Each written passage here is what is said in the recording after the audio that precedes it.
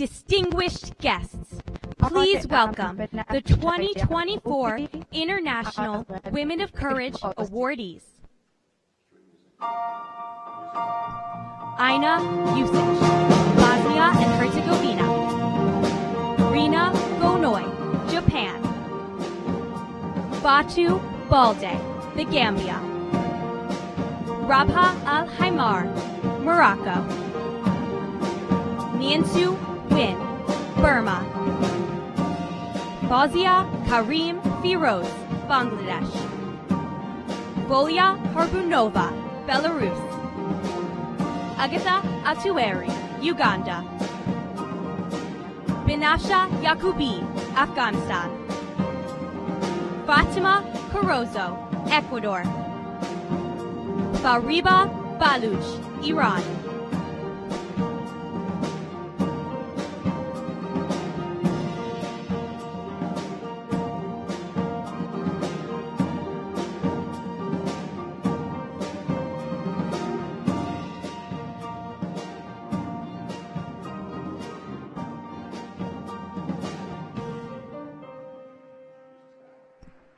Please welcome Secretary of State Antony Blinken.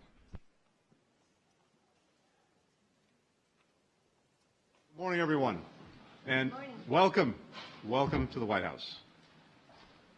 To the First Lady, Dr. Biden, thank you for again opening this remarkable place for this particular celebration, but also for being such an extraordinary role model for women and girls here in our country, but also around the world, and for your sustained efforts to advance the rights and dignity of all people.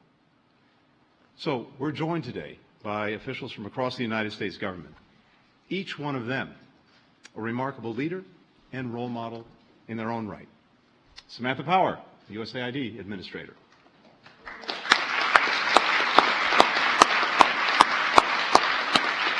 Jen Klein, the Director of the White House Gender Policy Council.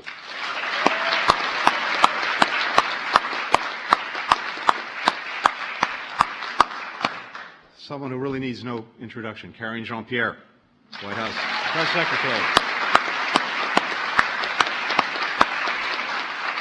Emily Ruiz, the White House Political Director.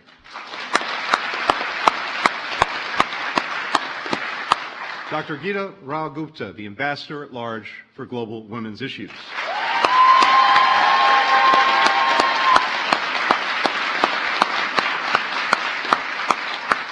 Geeta's obviously stacked the deck here. And Desiree Cormier-Smith, the Special Representative for Racial Equity and Justice, who I'm so proud to serve alongside of at the State Department.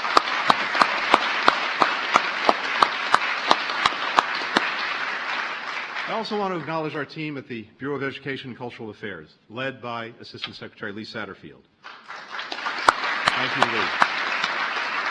They are doing so much every single day to build bridges of understanding between the United States and the world, including bringing together our awardees with U.S. public servants and advocates so that they can learn from each other and boost one another.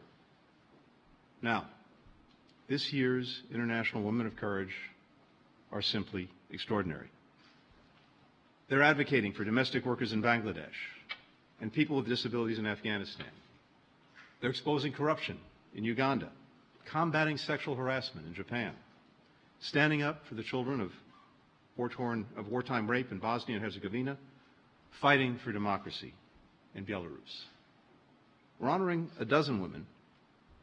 There's one who couldn't join us today, Marta Beatriz Roque Cabello, an unyielding defender of human rights in Cuba.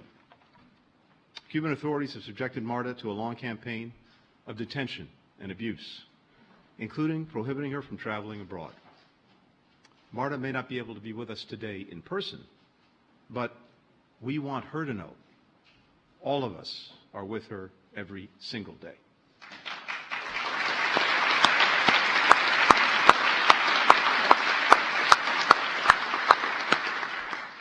I think Marta would be the first to say that her struggle is not hers alone. Governments and societies around the world look to silence, to intimidate outspoken women through imprisonment, through harassment, through violence, through death threats, through the repression of their families and their colleagues. For these women, and so many activists like them around the world, courage is a deliberate and daily choice. Women and girls demonstrate similar bravery in places that are racked by conflict and insecurity, even as they are disproportionately harmed by that violence. We also witness the quiet daily strength of women who persist despite the obstacles to their rights, their participation, their basic chances in life, from unequal political and economic power to gender-based violence. Whether on the front lines of war or on the front lines of social change, women are often the most powerful engines for progress. The United States stands with every woman of courage, working to build greater stability, greater equality, and greater opportunity. And we are committed to knocking down the barriers that prevent women and girls from reaching their full potential alongside them. That's why championing the rights of women and girls in all of their diversity is a central part of our foreign policy. Over the past 3 years, we've put forward concrete strategies, policies, programs to support women and girls around the world. It's not simply rhetorical, it's practical. From increasing their political participation to ensuring that they're parts of things like the clean energy transition. Last year, President Biden requested a doubling of foreign aid to promote gender equity abroad, a historic $2.6 billion. Supporting women and girls is not only the right thing to do, it's the smart and necessary thing to do. And we know this in so many different ways. We've seen this. The more women serve in legislatures, the less likely countries are to actually go to war. If we were able to close the gender gap around the world in the worldwide workforce, we would add an estimated $28 trillion to the global economy. Just imagine what we could do to better societies around the world with those kind of resources. Simply put, when women do better, we all do better. As we advance the rights and dignity of women around the world, and of all people around the world, we will continue to look to learn from, to be inspired by our partners in government, the private sector, and civil society, including the women that we're celebrating here today. Now, one of our honorees, Fariba Balouch, has been subjected to persistent threats from Iranian security forces, but that has not deterred her. She put it this way: "This is my path. This is my responsibility. I refuse to be silenced." That insistence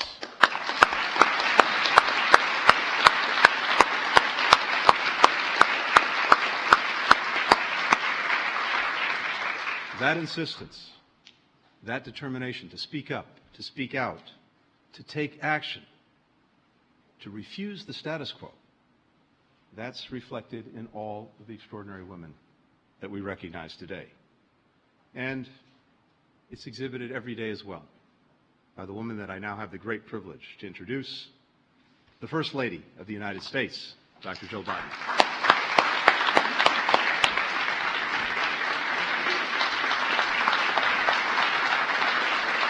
Thank you. Thank you very much. Thank you. Please be seated. Thank you, Secretary Blinken. Tony, your steady presence, your vision, your character make you an incredible Secretary of State. Thank you for everything you do. And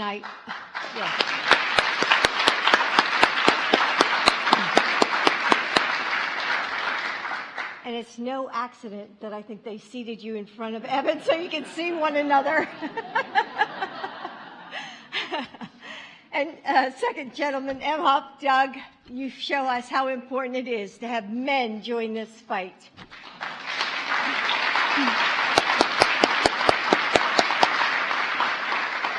You're an advocate for women and girls, helping to lift up voices that need to be heard.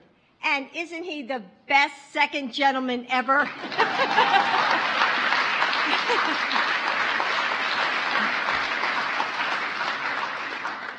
too would like to say thank you to Jen Klein and her team at the White House, the Gender Policy Council, for the first of its kind, for their work advancing the rights of women and girls around the world.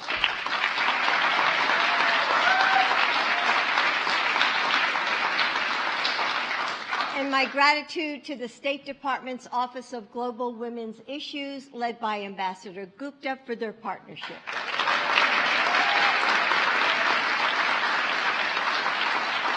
And a special welcome to the members of the Washington Diplomatic Corps.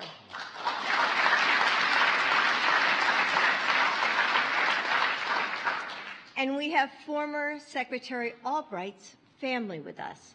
Alice, thank you for carrying forward her legacy. Alice, will you stand?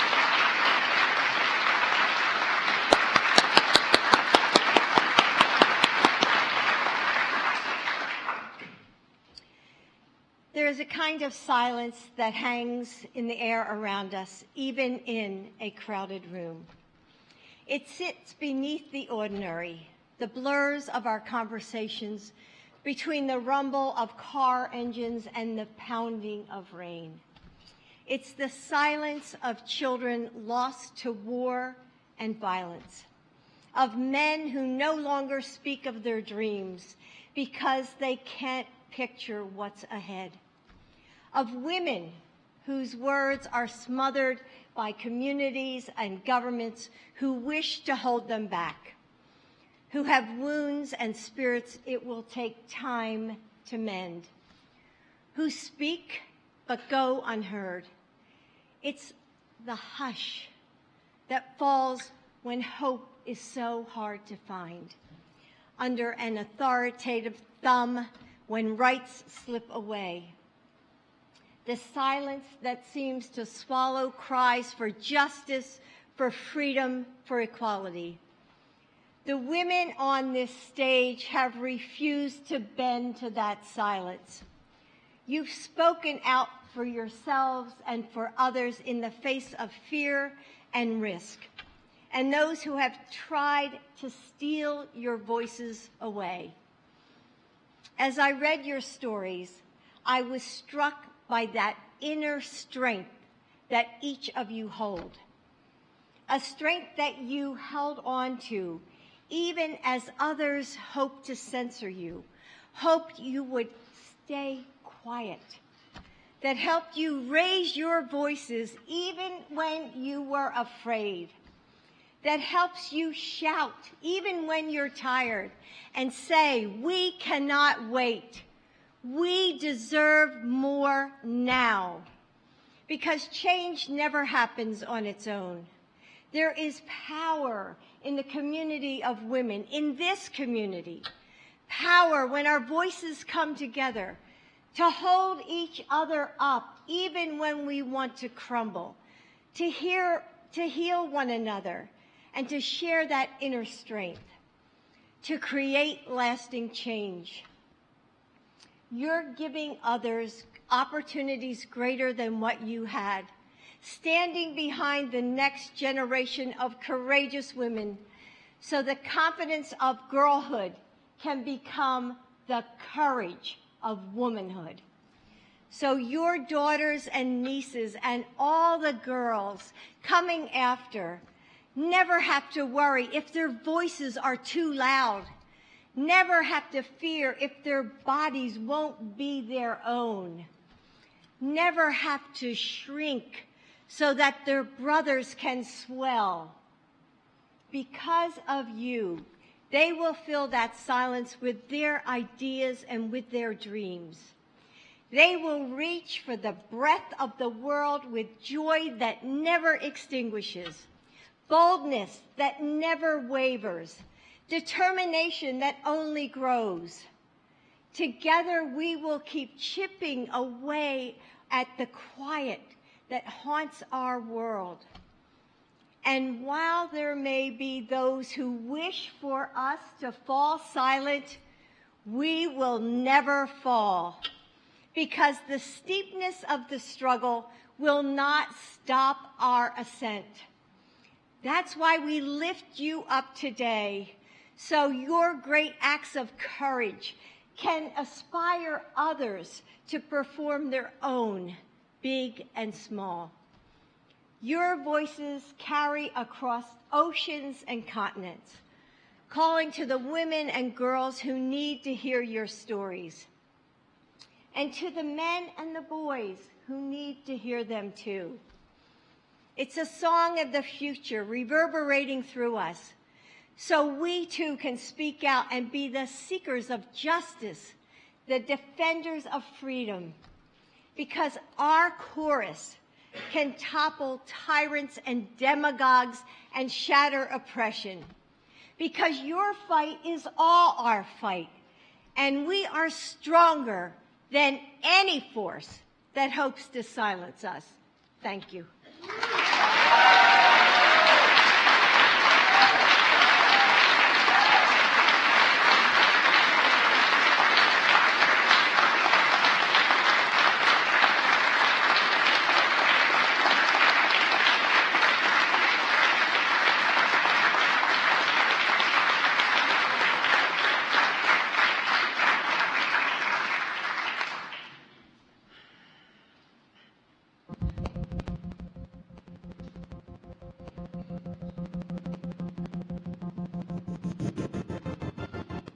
Being scared and do your job anyway.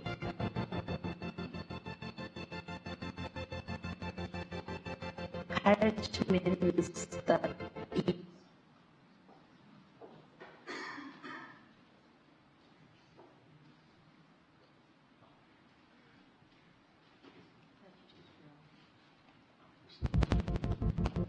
I am Benakshaya Yakubi.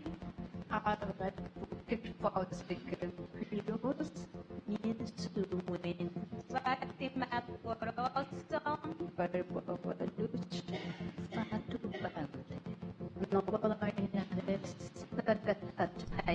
Please welcome White House Press Secretary Karine Jean-Pierre.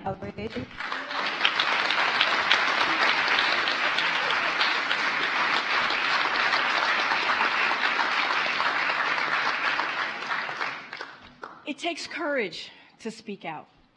Let me say that one more time. It takes courage to speak out.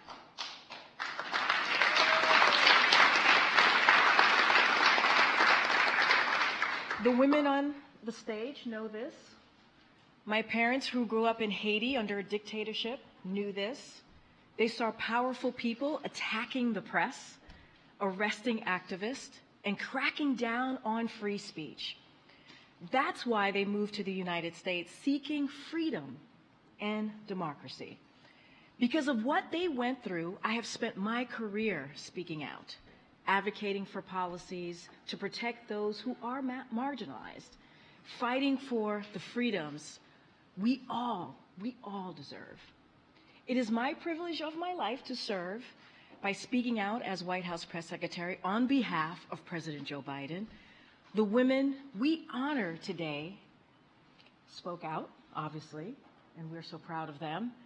In the face of violence, oppression, and fear, they stood strong. They rose up against shame, against set ways of thinking, against harassment, against abuse. And in them, we see the power our words can have, and why so many wish to stop their tide. Because their words have inspired thousands of women, changed laws and practices, and made life better for the next generation. With that, I think we're going to see a video, I hope. Did you just stop moving? Maybe not. Okay. It's coming. It's coming.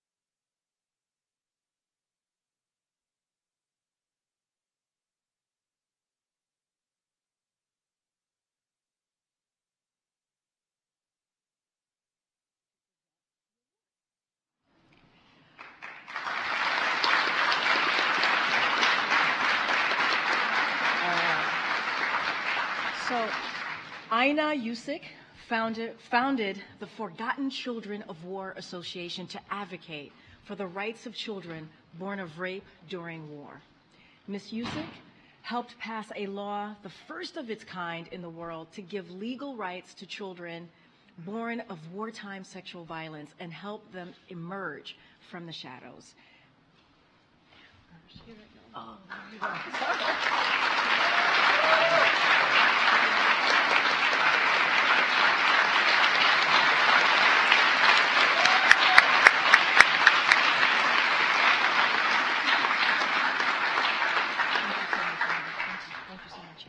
At the age of 11, Rina Goinoi and her family were victims of the tragic triple disaster in Japan, the tsunami, earthquake, and nuclear accident. When a woman Japan Self-Defense Force officer assisted her family during the evacuation, Ms. Goinoi was inspired to join the force. After facing sexual harassment and abuse there, Ms. Goinoi shared her story and empowered more than 1,000 other women to come forward, leading the force to change its ways. A survivor of female, oh, I'm so sorry. Let me give that to you.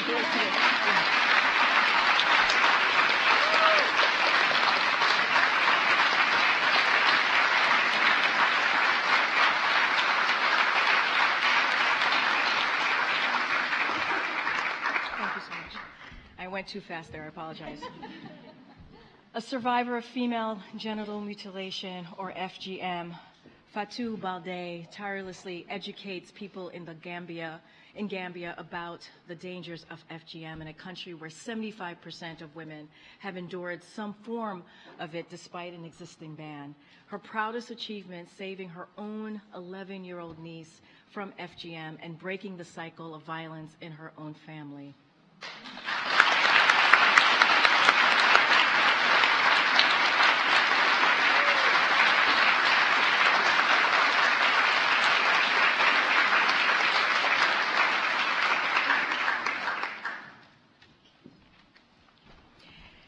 In Morocco, Rabah al-Haimar fought to spare her daughter a life of marginalization and discrimination as a child without legal documentation.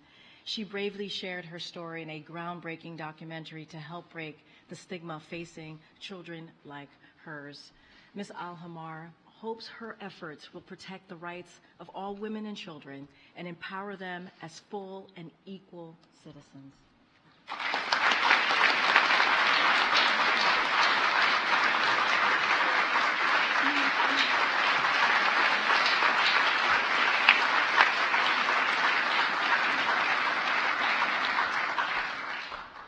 Thanks, everybody.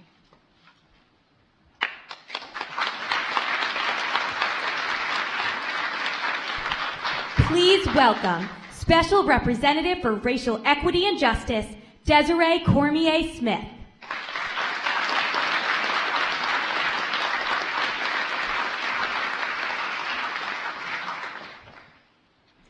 We are all inextricably linked in a network of humanity. This is the core of the African concept of Ubuntu. I am because you are. That means that when legal systems fail to protect some, it has implications for us all. But it takes true courage to seek justice when powerful forces prevail. The women we honor today are the embodiment of such courage. They are fearless advocates for laws that protect all people, without regard to one's gender, background, or beliefs. They refuse to stay silent in the face of injustice. They strive to transform broken systems that persecute the oppressed and fail to live up to the promise of equality, fairness, and humanity for every citizen. Why do they do it, even in the face of great risk to themselves and their families? Because they understand Ubuntu.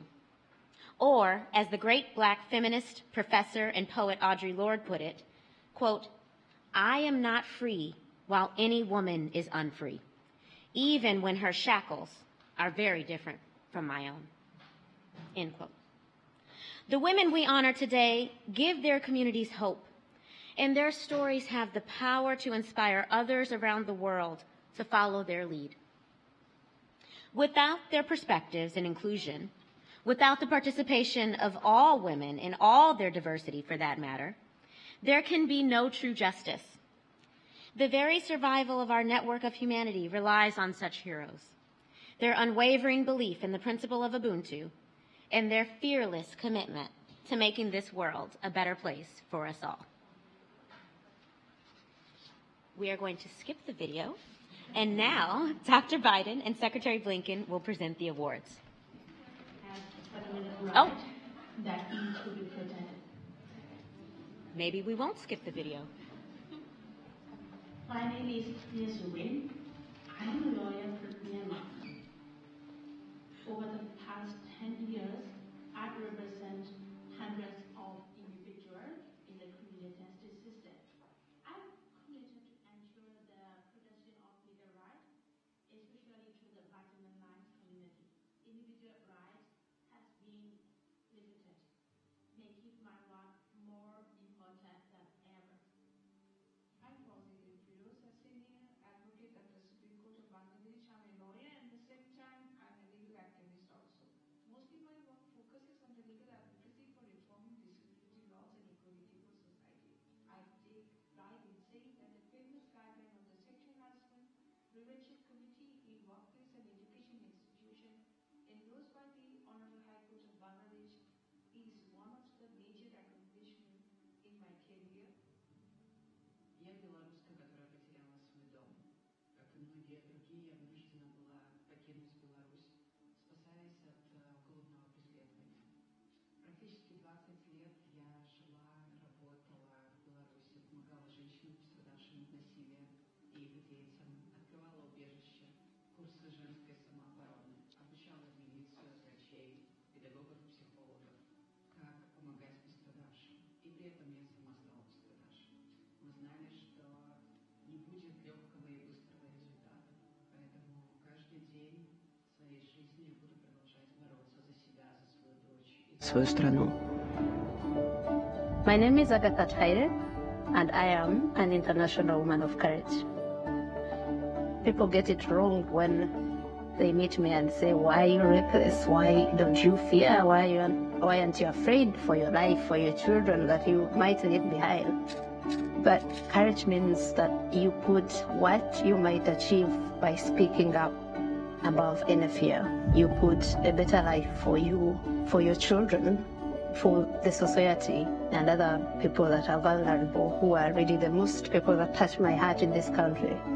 You put that above any fear. For Uganda, it's for encouraging other people to join. The more, the better. Even if you are courageous, you cannot change things alone.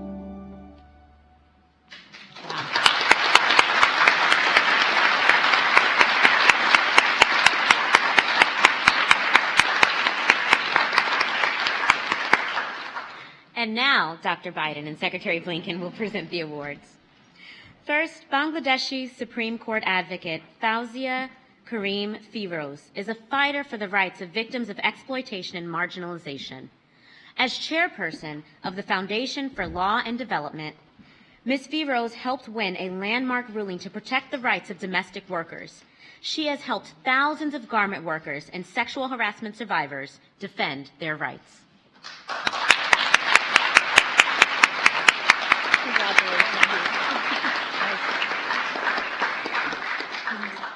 Minzu Win, a veteran criminal defense lawyer, is a champion for the rights of marginalized people across Burma.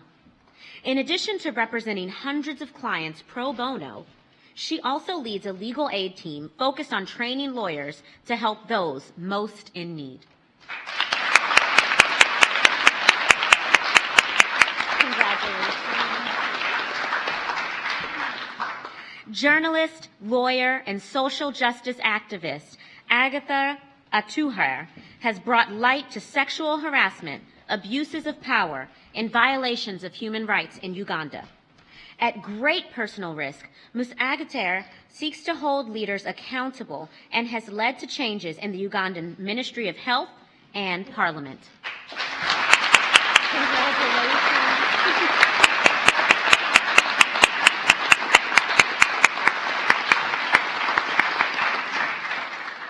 Volya Harbonova was imprisoned by the Lukashenko regime after organizing women's marches. While in prison, she suffered psychological torture and threats of death. Ms. Harbonova now bravely advocates for the release of political prisoners and provides support to their families as a member of the Belarusian Democratic Movement in exile.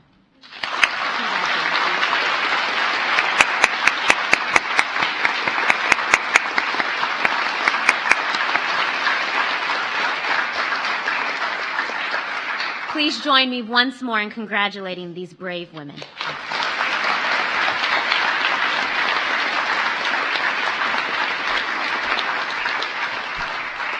Please welcome USAID Administrator Samantha Power.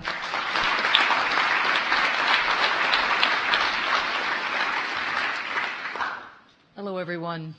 It has always taken bravery and stubbornness to stand up for human rights. But today, the threats that human rights activists and defenders face, from threats to their families, to legal retribution, to imprisonment and outright violence at the hands of those who would prefer to see them silenced, those threats are grave, and sadly, they are growing. In 2022, more than 400 human rights defenders were murdered, the highest number ever recorded in a single year. I am in awe of the women we are honoring today for their courage. They refuse to back down because of a shared conviction captured by Fatima Corozo, one of the women we are recognizing today.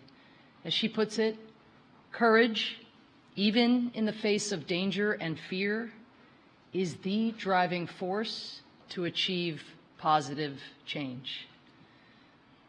The women we are honoring live this conviction every minute of every day. They have been unjustly imprisoned. They have been driven from their homes or trapped inside their homes. They have seen their families and their colleagues attacked, or they have received death threats and been assaulted themselves. But they do not relent. They go on fighting. They fight for the rights of political prisoners. They organize movements to bring services to marginalized communities. They publish articles, they host rallies, and they call out injustice wherever they can.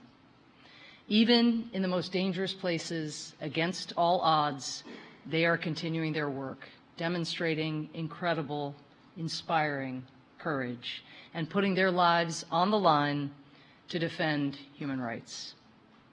Let us pause now for a video.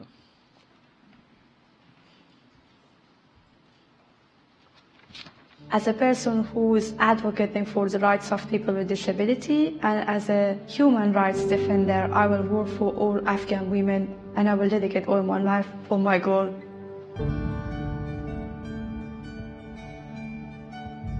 I am Banafsha Yaqubi, a human rights and people with disability rights activist from Afghanistan. We tried to work for people with disability inside the country. We established an organization named Rahyab. While I was in Iran, I faced with lots of discrimination. I went to an NGO. He helped me as a human being, not as a person who is not from Iran or who is this or who is that. So at that time, I made my decision. If I go back to my country, I will make such an NGO or organization to work for those people who are more marginalized.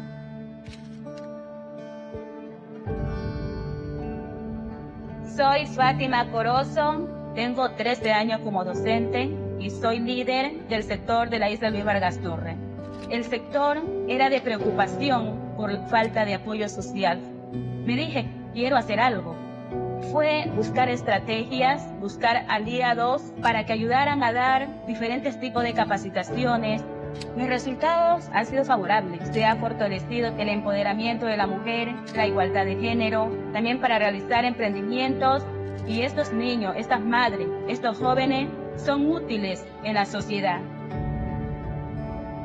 Mi nombre es Marta Beatriz Roque Cabello, soy licenciada en Economía, estoy dedicada al preso político y a poder hacer visible la situación que tienen los presos políticos y sus familiares.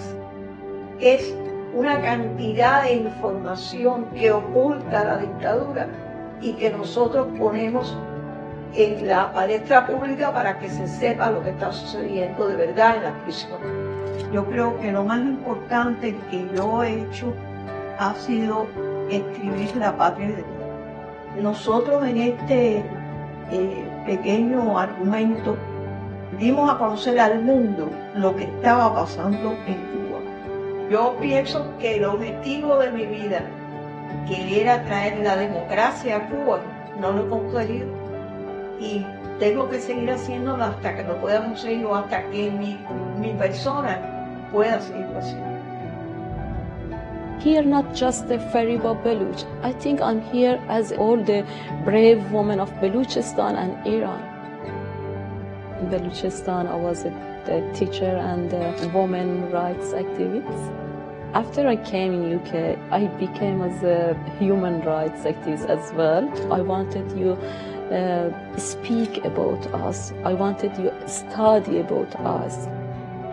I wanted you seeing us as a humans fighting for the basic right. فردای آزادی روز دادخواهی که فرا برسد. That's all I wanted to do. This.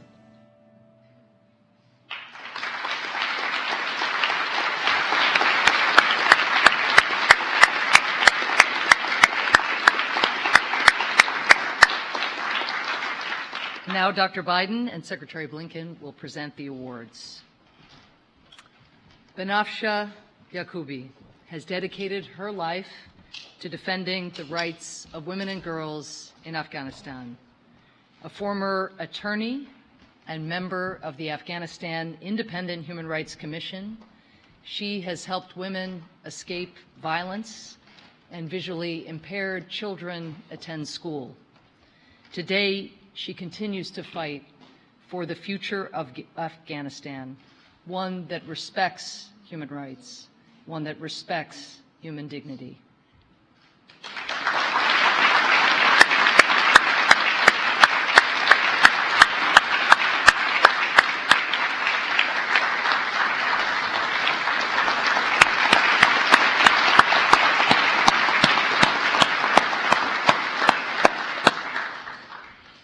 Born in Isla Luis Vargas Torres, one of the most violent enclaves within Esmeraldas, Ecuador, Fatima Corozo has put her life on the line to draw hundreds of young people away from rising gang violence and help get them the education and job opportunities that they need to build the futures they want for themselves.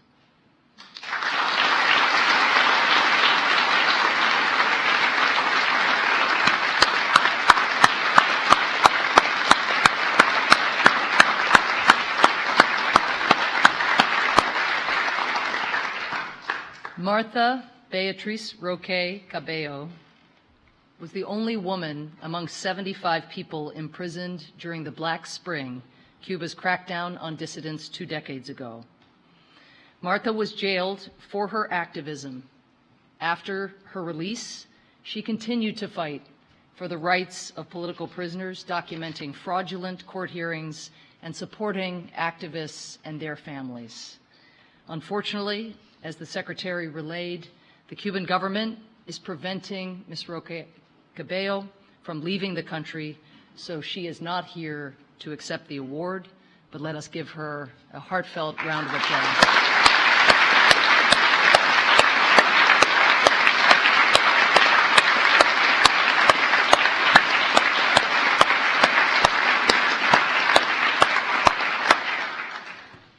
As a result of Fariba Baluch's outspoken activism for the rights of women and systematically oppressed ethnic minorities in Iran's poorest province of Sistan and Baluchistan, Iranian authorities have threatened her life. After she escaped to London, they detained her son and brother in a further attempt to intimidate her. Yet Ms. Baluch believes the only way forward is resistance, and she continues to advocate for marginalized communities in Iran, refusing to be silenced.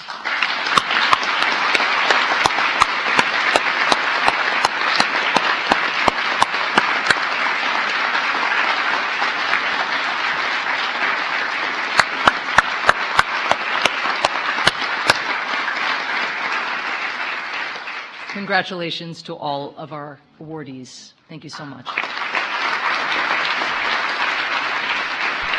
Please welcome White House Director of Political Strategy and Outreach, Emmy Ruiz.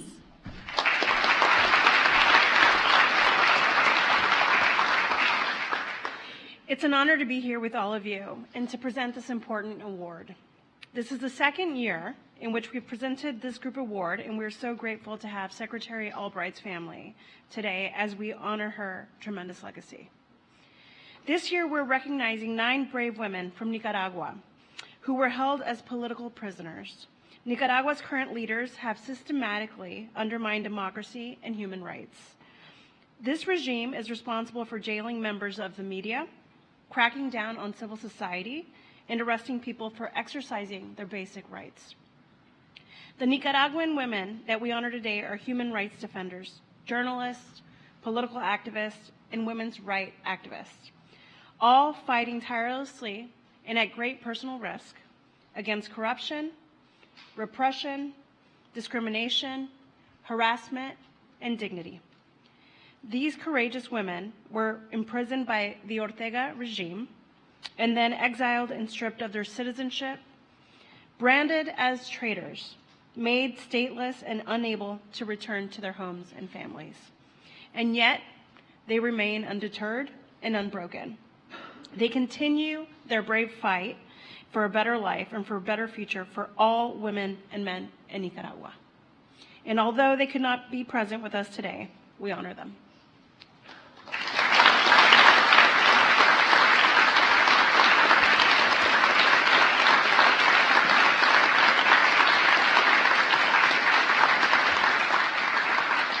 There's also a video. Hold on.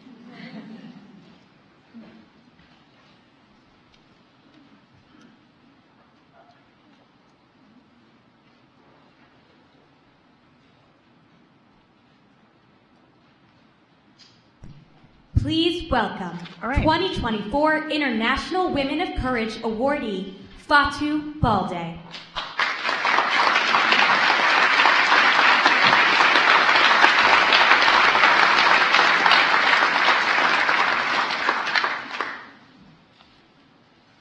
First Lady, Dr. Jill Biden, Secretary of State, Mr. Antony Blinken, staff of the State Department, distinguished guests, members of the press, good morning to you all. First Lady and Secretary of State, my fellow awardees and I are grateful to you for recognizing our work with this prestigious award. We are deeply honored.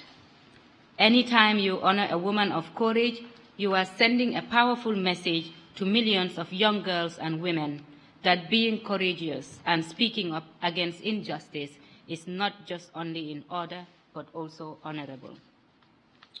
It is indeed a great honor and privilege to be in the company of women from around the globe who have demonstrated outstanding courage and leadership in advocating for peace, justice, human rights, gender equity, and equality, often at great risk and sacrifice. Please join me in giving a big round of applause to my fellow awardees of the International Women of Courage.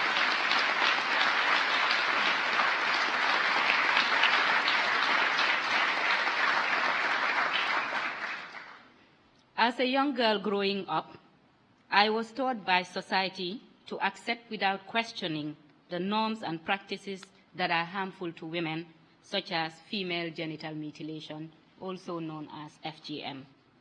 At the age of 8, I was subjected to female genital mutilation, a practice which, according to the World Health Organization estimates, has affected over 200 million women and girls alive today around the world.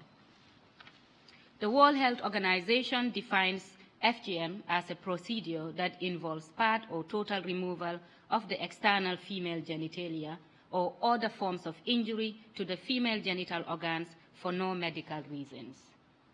In the Gambia, where the practice affects over 75% of women and girls, it is mostly carried out on young girls aged between infancy and 10, without anesthetic, by medically untrained elderly women from the community who use the same unsterile equipment such as razor blades and knives to mutilate several girls at the same time.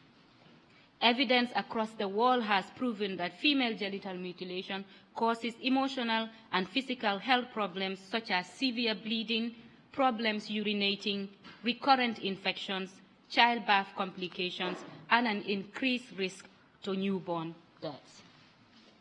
Like my fellow awardees who had a moment of awakening that inspired their work, I too had mine during my postgraduate studies when I began to understand the immense risk that FGM poses to women and girls.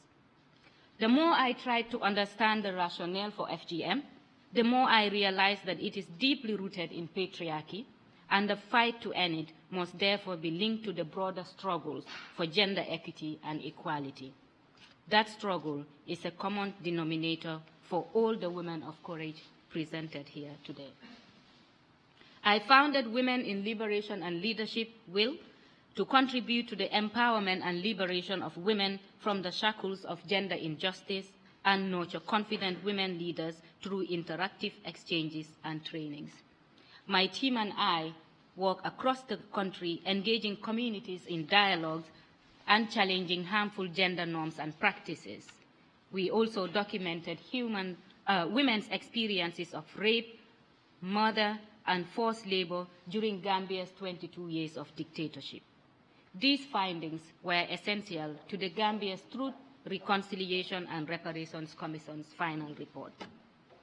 Unfortunately, as the Gambia strives to rebuild strong institutions and legal reforms after the dictatorship, we are witnessing a regression in the protection of women's rights.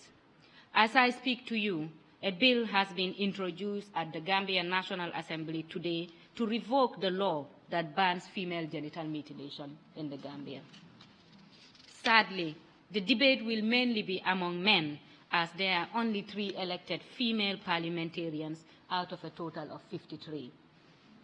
Without adequate representation of women in decision-making, issues affecting women and their children will continue to be decided by men. Eliminating FGM in 2030 is a specific target of the Global United Nations Sustainable Development Goal 5. Yet, in 2024 alone, there are 4.4 million girls at risk of female genital mutilation globally. Repealing the law in the Gambia will set a bad precedent in the struggle to eliminate FGM globally. We simply cannot continue to use culture and tradition as an excuse for violating women's and girls' bodies anywhere. My proudest achievement is saving my 11-year-old niece from FGM and breaking the circle of injustice in my own family.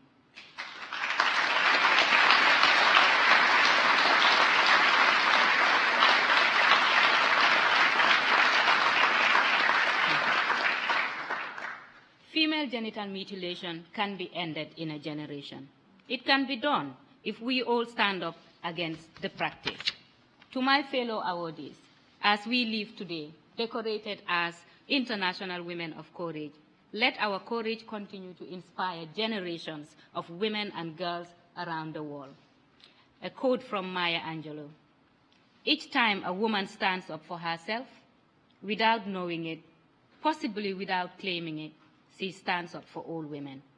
On that note, I hope we all continue to stand up, speak up, and act for all women.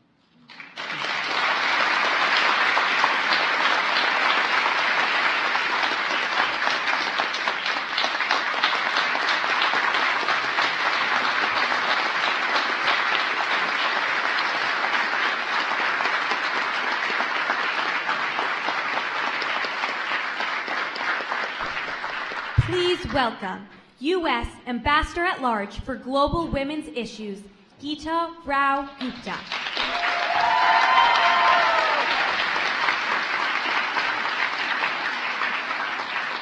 Thank you, Fatu, so much for those very inspiring remarks on behalf of the 2024 International Women of Courage.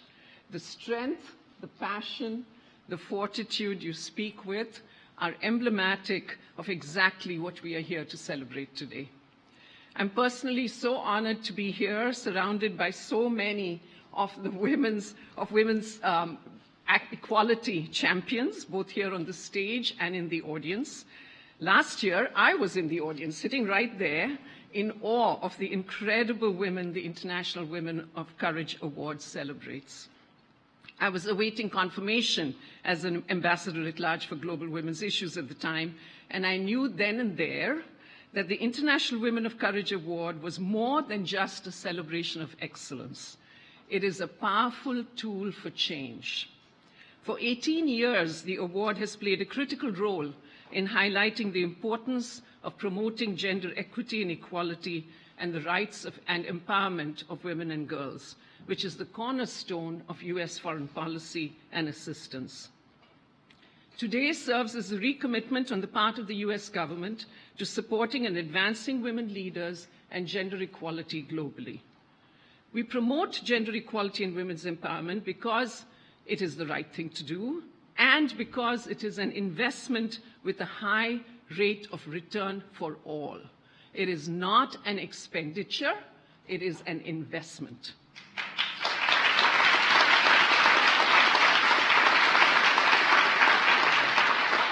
As the late former Secretary of State Madeleine Albright once said, when women are empowered to make decisions, society benefits.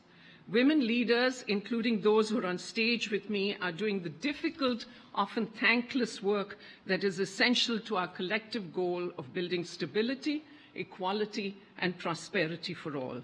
We're grateful to have the opportunity today to recognize how critical your work is and to add our thanks to all your courage and fortitude.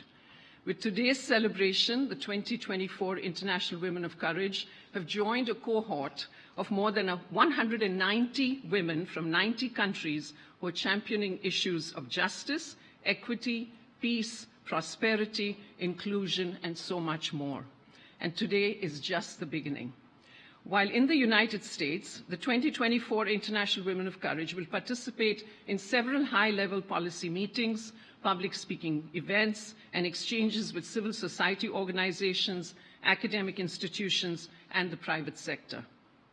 Next week, they'll travel to Los Angeles, California, to meet and work with more American counterparts. We hope the connections they will make here in Washington and out there in LA will expand their networks and strengthen their resolve to continue their critical work.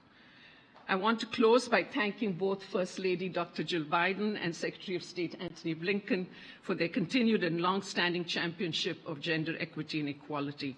I'm so encouraged by today's celebration, and I look forward to working with each and every one of you to advance this critical work.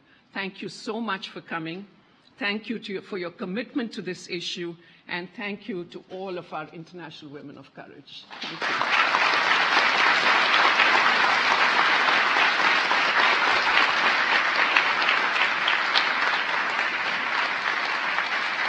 Please remain in your seats as our speakers depart.